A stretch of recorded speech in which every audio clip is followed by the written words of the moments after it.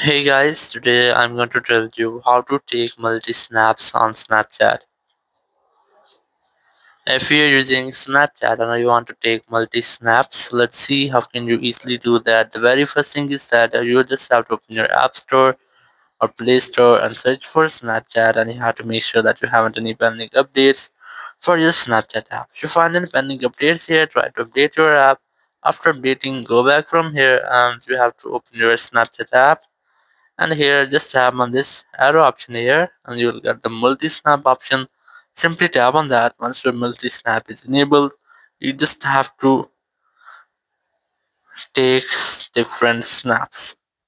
So once you have take snaps, you can see that multi-snap limit is full up to 10 snaps at a time. So now tap on OK option, and here you'll get all of your snaps you have taken.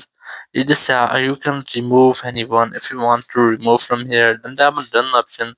Then tap on save, or if you want to send, you can easily send it from here. So in this way, you can easily take multi snaps on your Snapchat. Thank you very much for watching the video. Until next video, bye bye.